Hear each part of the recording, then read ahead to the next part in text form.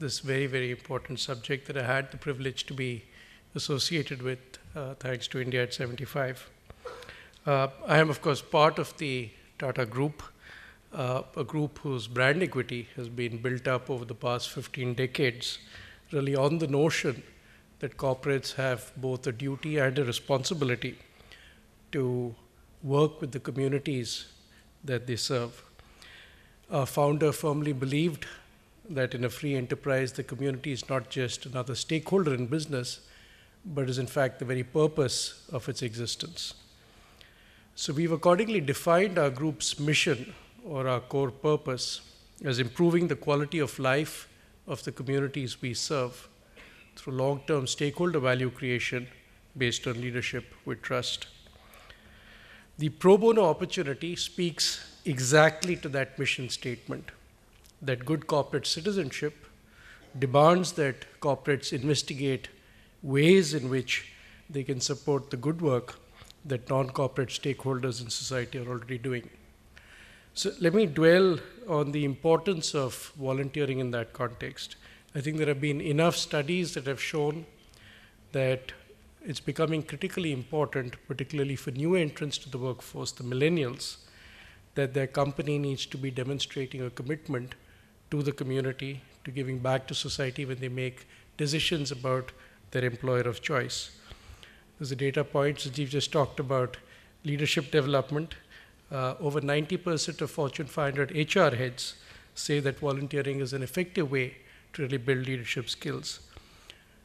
Juxtaposed with those is the fact that a lot of the workforce in corporate India doesn't feel completely engaged at work. And that would change if they had a sense that the employer was doing something about social issues, about engaging with communities, and about giving back, or as Sanjeev said, paying forward. So it's evident that there is, for a variety of these reasons, a growing sense within the corporate world that we need to do more. And volunteering and pro bono actually offer you a perfect way to do that.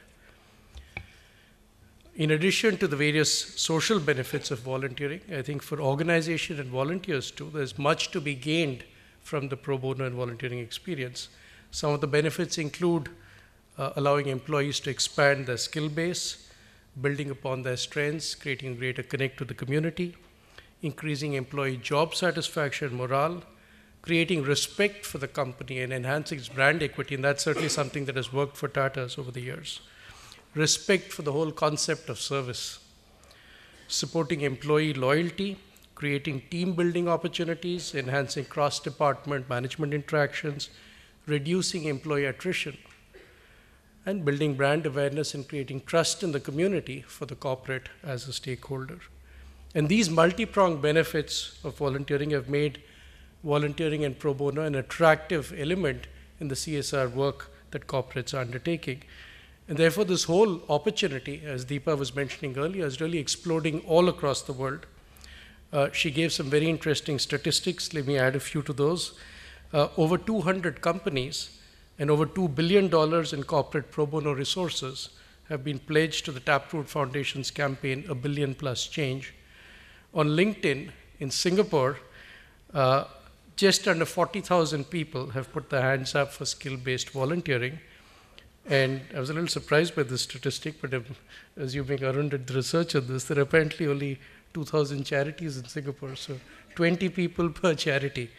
And in India, of course, we've heard about the scoping of the pro bono opportunity at around $10 billion by 2022.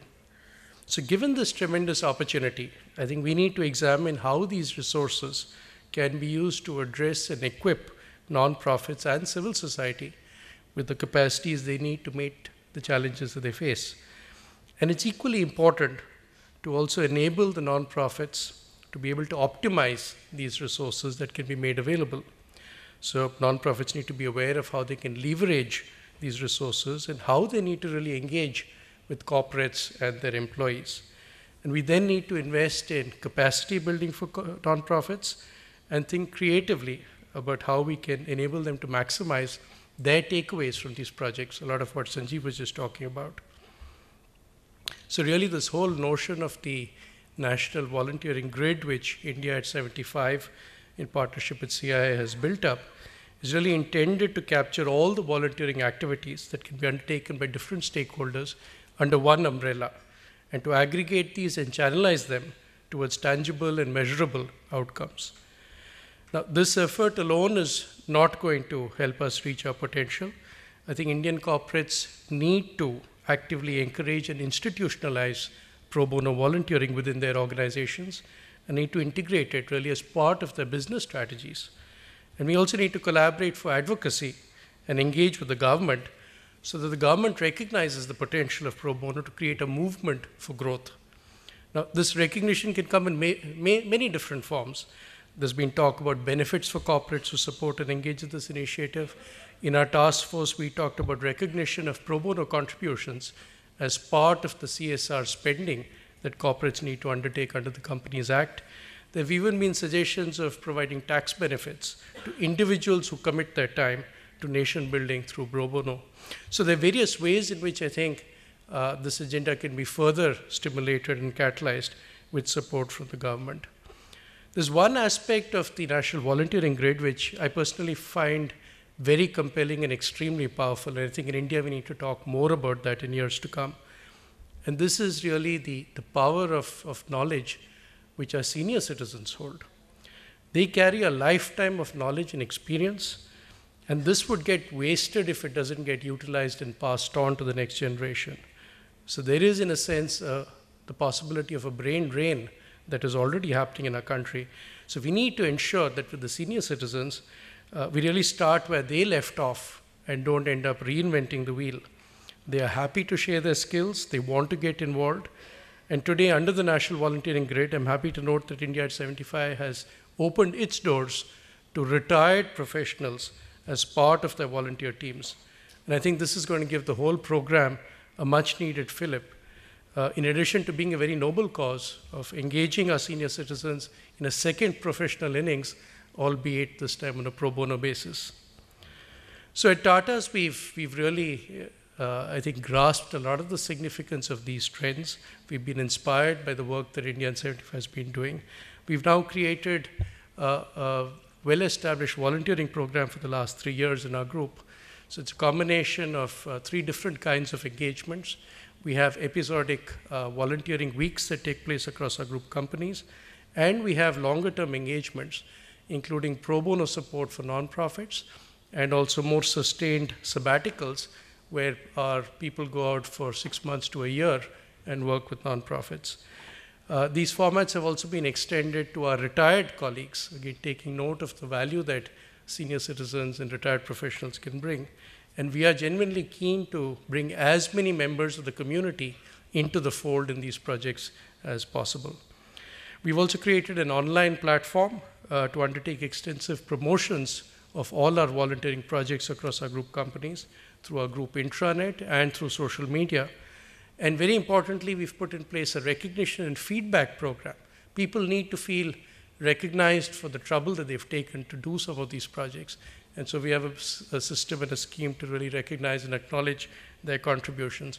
And thanks to all of this, in the last year, we set ourselves a target, which we exceeded, of 1 million hours of volunteering across the Tata Group, across our employees. And we really found that concept of structured volunteering so appealing that we've now institutionalized the whole program under the banner of something that we've called Tata Engage, where all our group companies support this program and permit their colleagues, our colleagues, to volunteer. So I'll conclude here by saying that with the vast and committed talent that we have in this country, I think we can possibly emerge as the world's largest pool for pro bono resourcing, all working together under one umbrella towards one goal for 2022. And I think all of you who've gathered here today in this room, who are committed to this objective, are doing a tremendous service to the community. All of India owes you a debt of gratitude. Thank you very much.